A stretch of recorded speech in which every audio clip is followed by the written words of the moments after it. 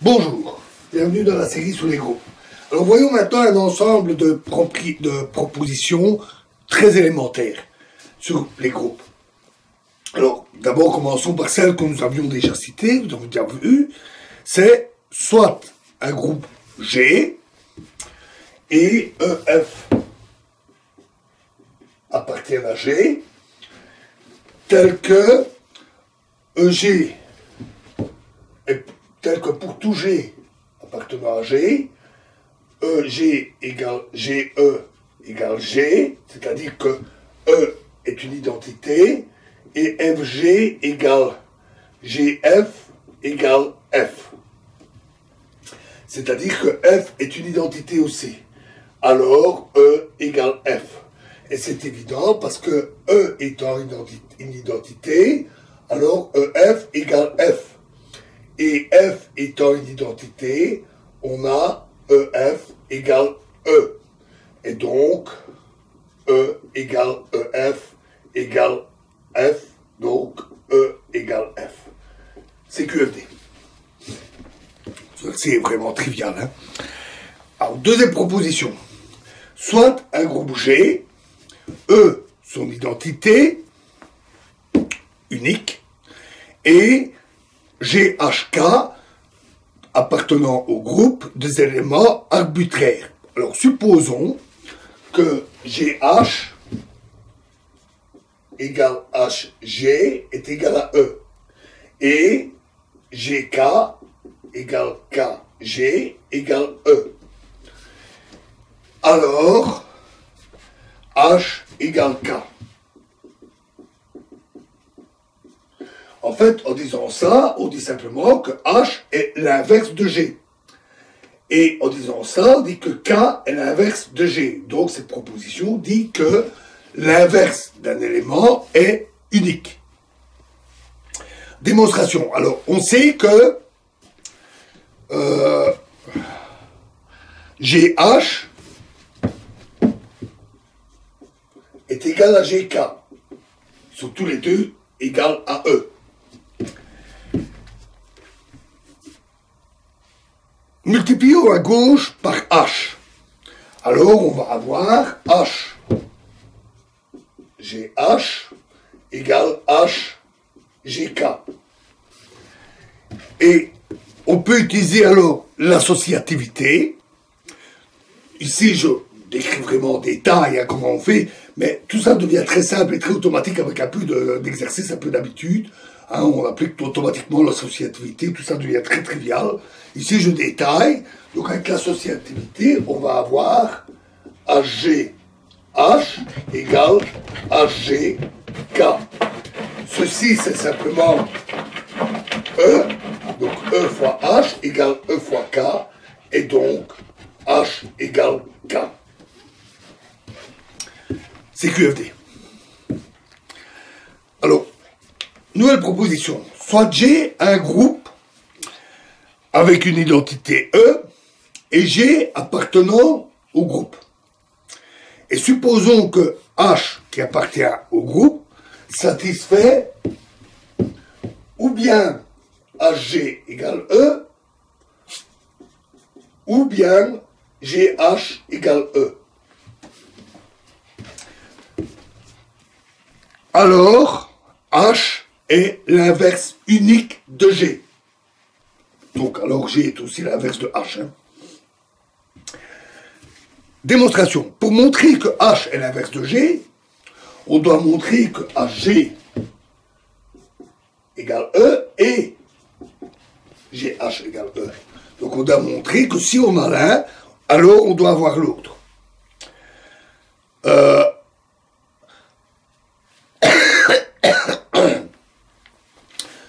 Considérons le cas où on a HG égale E. Pas nécessairement l'autre. On sait que HG égale E.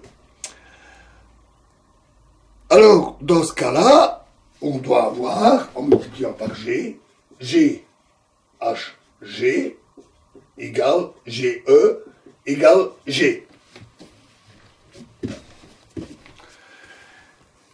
Et donc, GH G égale G.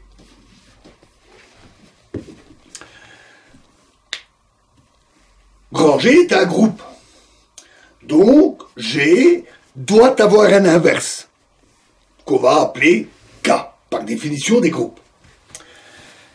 À ce stade, on ne peut pas supposer que H est égal à K. C'est ce qu'on essaie de démontrer. Donc on sait qu'il a un inverse. Et cet inverse est unique. En multipliant par K et en utilisant l'associativité, on va avoir GH GK égale GK qui est égal à E, puisque K est l'inverse de G. Et donc, GH GK égale E, ou encore GH E égale E, c'est-à-dire GH égale E. Et donc, en partant de là, nous venons de démontrer l'autre relation. La relation inverse, c'est-à-dire si on a ça, on trouve ça, est tout à fait semblable. Hein, je ne vais pas vous répéter ça.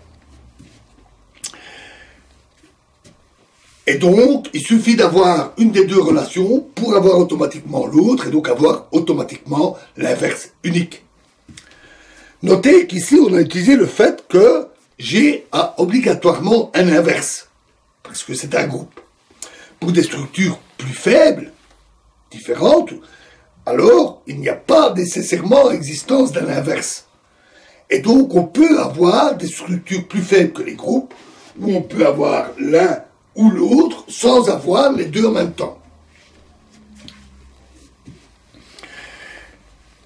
Proposition. Soit G un groupe, E son identité, GH des éléments qui appartiennent à G, alors G moins 1 moins 1, donc l'inverse de l'inverse est égal à G.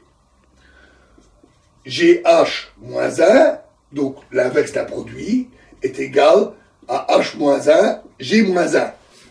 Donc l'inverse, le produit des inverses, avec une permutation, une inversion des deux éléments. Faites attention, n'oubliez jamais ça, parce que les groupes ne sont pas nécessairement commutatifs. Et enfin, E moins 1, l'inverse de l'identité, et l'identité elle-même. Les démonstrations de tout ça sont évidentes. Je les laisse comme exercice, c'est vraiment très simple. Alors j'ai parlé ici des structures plus faibles. Récapitulons-les, c'est pour mémoire, pour savoir que ça existe. Un groupoïde est une structure avec des axiomes semblables au groupe, si ce n'est que la loi interne n'est pas nécessairement définie pour toutes les paires d'éléments de l'ensemble. Donc il peut y avoir des éléments AB qui appartiennent au groupoïde, tels que le produit AB n'existe pas. Un monoïde est semblable au groupe, mais tout élément n'a pas nécessairement un inverse. Par exemple, les nombres réels sous la multiplication. 0 n'a pas d'inverse. Un autre exemple, ce sont les entiers naturels avec l'addition. Ils n'ont pas de négatif. Et les nombres entiers naturels non nuls sous la multiplication.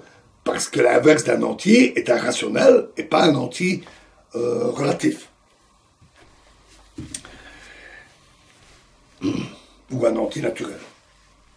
Ensuite, on appelle un demi-groupe un groupe qui a, enfin, ou plutôt une structure avec la loi interne, l'associativité, mais qui n'a pas de neutre ni d'inverse. Et enfin, les magmas ont une loi interne, et c'est tout. Pas d'associativité, pas de neutre, pas d'inverse. Et toutes ces structures peuvent être commutatives ou pas. C'est tout pour ces structures plus faibles. Voyons maintenant un certain nombre d'exemples de groupes, des exemples simples.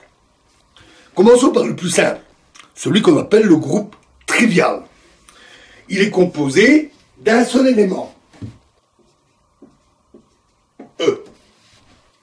Et c'est tout.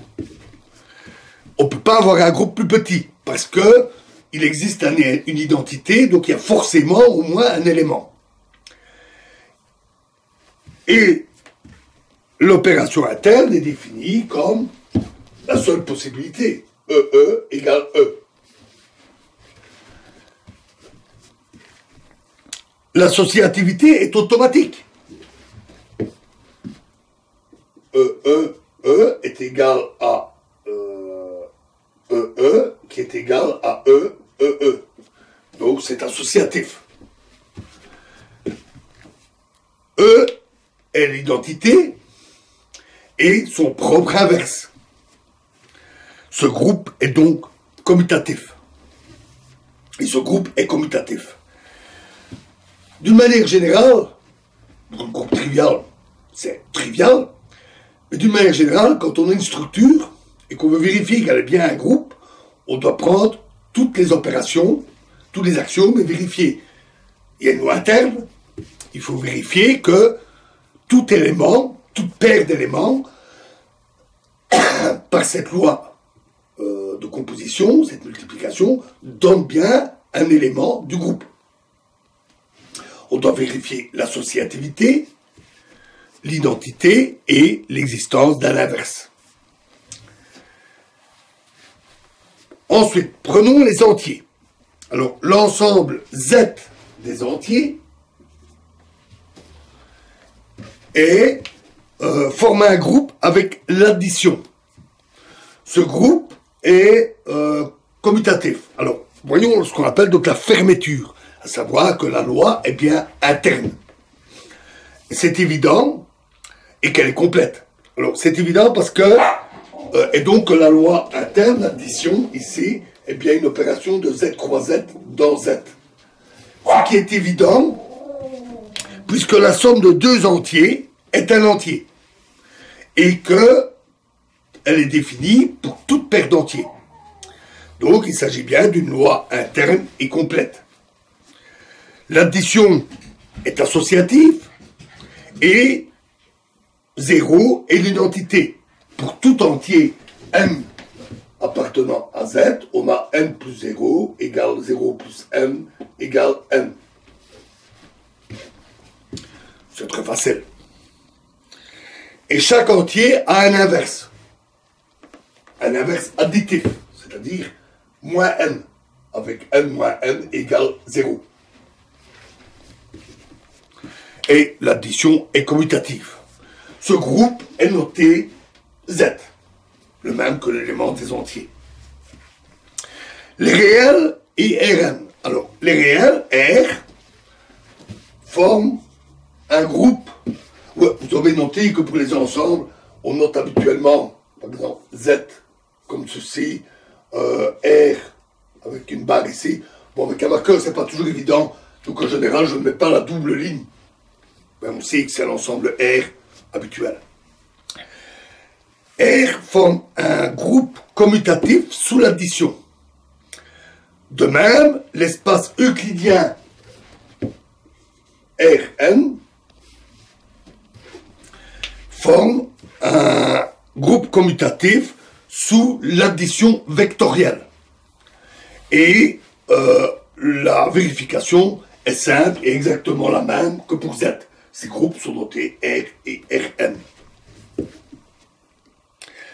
Alors, ensuite, prenons R0 avec la multiplication. R0, ce sont tous les réels non nuls. Ces réels non nuls, sous la multiplication, forment un groupe commutatif. Le produit de deux réels non nuls est un réel non nul. La multiplication est associative et commutative, et chaque réel non nul a x a un inverse, 1 sur x. Ce groupe est noté R star.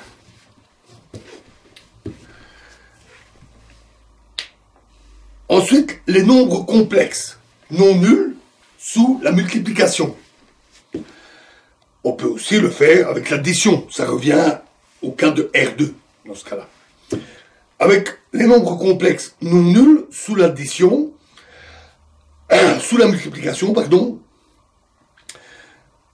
qui est ici évidemment la multiplication complexe. Le groupe est commutatif, ça se démontre comme précédemment, et il est noté C star. Bon, c'est avec sa petite barre.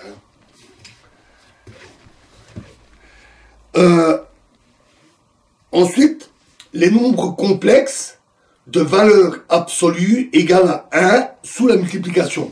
C'est-à-dire l'ensemble des nombres complexes Z appartenant à C, tel que la valeur absolue de Z est égale à 1. Ce sont tous les éléments de la forme E exposant I θ, où θ est un nombre réel. C'est un groupe commutatif, et il est assez évident aussi, puisque le produit de deux nombres de ce type donne un nombre de ce type, donc il n'y a pas de souci, et il est noté S1.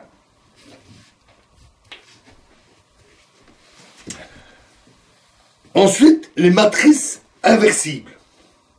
Alors, pour chaque entier positif, n supérieur à 0, toutes les matrices inversibles, n croix n, donc toutes les matrices carrées de taille n, avec des éléments qui sont réels, forment un groupe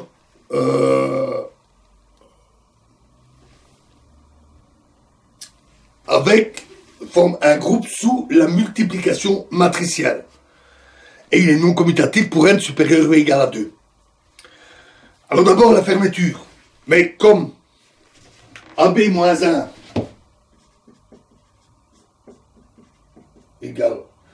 d'abord la fermeture, la fermeture, donc AB-1 égale B-1 à 1, c'est une propriété du produit matriciel.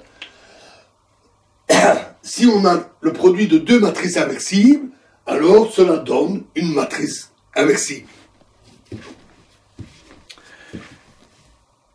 La multiplication est associative. La matrice unité est l'identité. Et par définition, chaque élément, chaque matrice inversible a un inverse.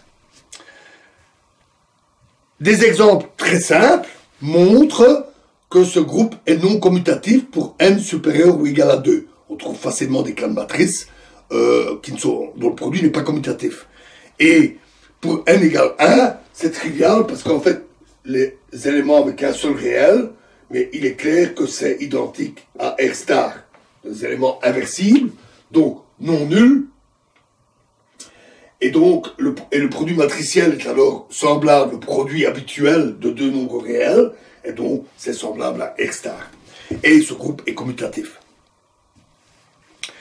Le groupe des matrices inversibles est appelé groupe linéaire général sur les réels, et il est noté GL NR.